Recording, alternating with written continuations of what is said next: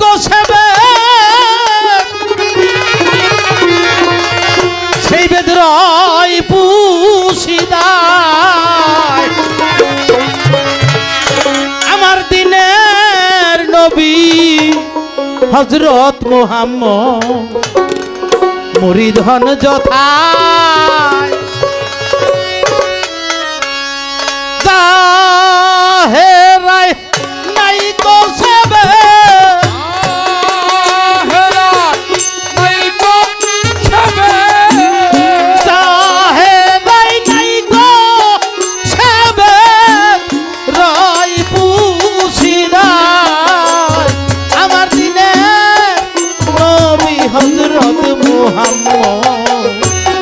মুরিদহন যথায় আমার দিনের নবী হযরত মুহাম্মদ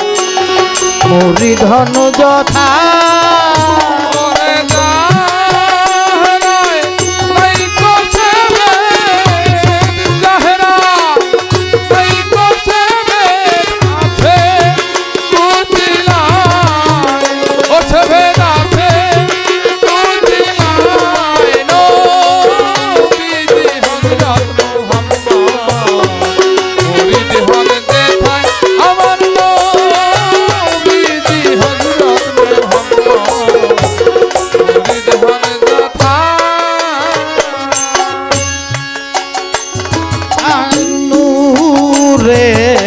সাধনা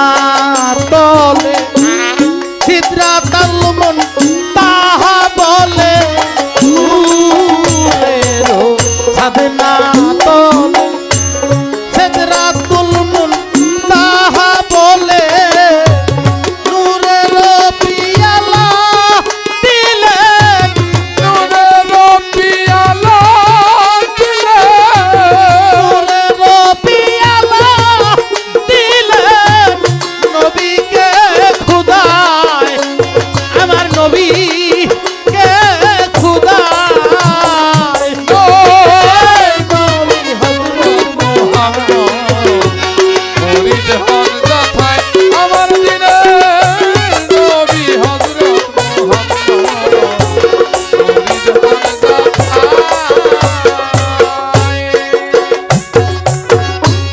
ফকিরি সুরতে নিজ নবীকে দেখাই শুরু ফকিরি সুরতে নিজ নবীকে দেখাই শুরু স্বরূপে রূপ রূপে পরু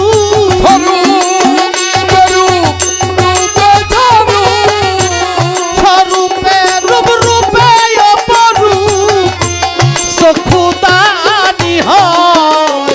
আমার দিনের নবী হযরত মুহাম্মদ মুরিদহন যথায় আমার দিনের নবী হযরত মুহাম্মদ মুরিদহন যথায় কালেমা আহাদ যারে কয় নবীকে পরাণ খুদায় কালেমা হাদিদারে কয় সেই কালেমা নবীকে পরায় আহাদে মুহাম্মদ হয়ে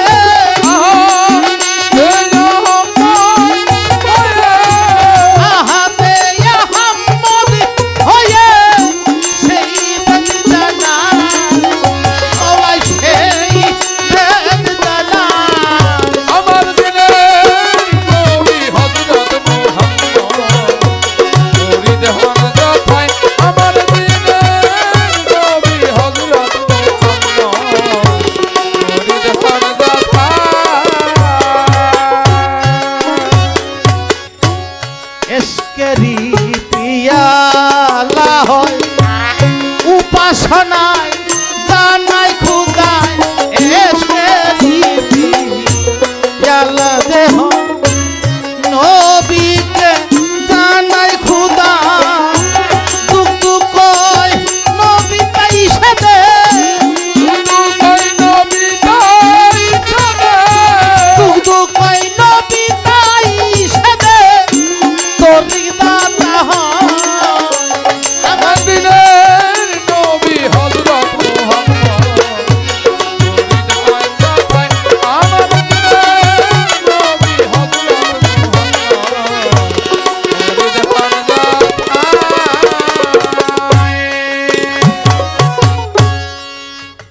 এইভাবে প্রশ্ন ছিল আসরের ভিতরে কোন কালেমা নবীকে পড়ায় বলেন ভাই আমাদের কালেমা আহাদ নবী সৃষ্টিতে লইলেন গো পড়িয়া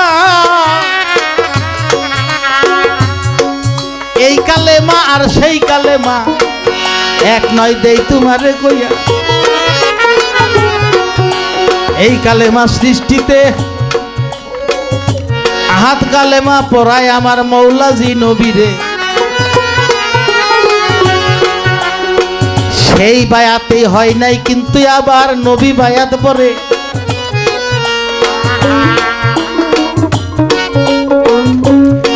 এই যে আমরা দুনিয়ায় যারাইছি না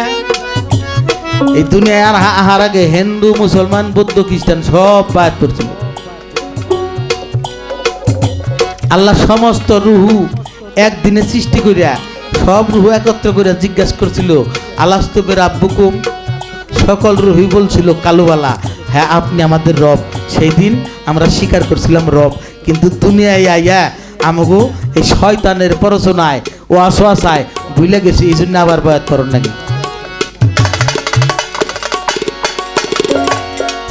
নবীজি আমার মেরাজ যাবেন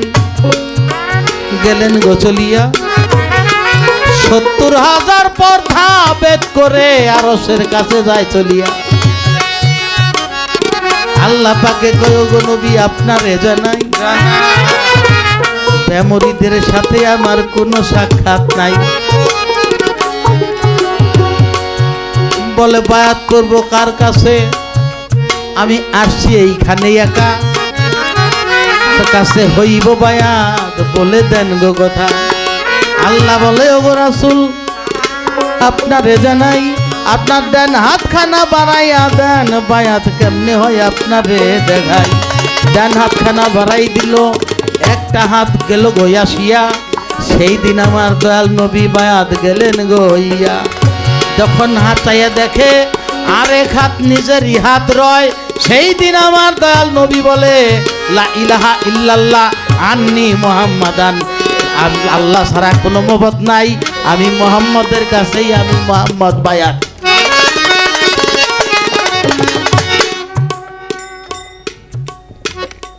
তুই ভাইলে কই দিলেন বাবা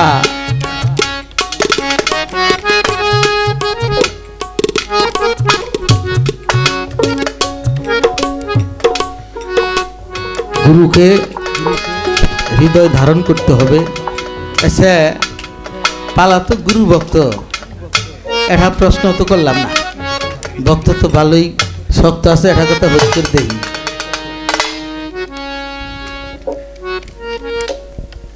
তুমি কইবা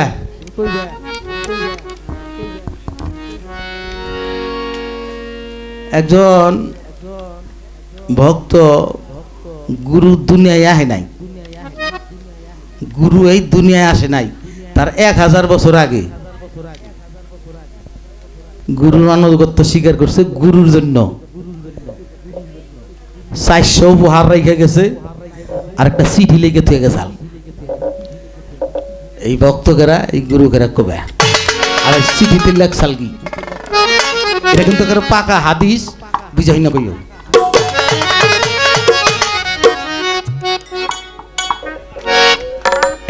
বাবা গুরু ভক্তের কথা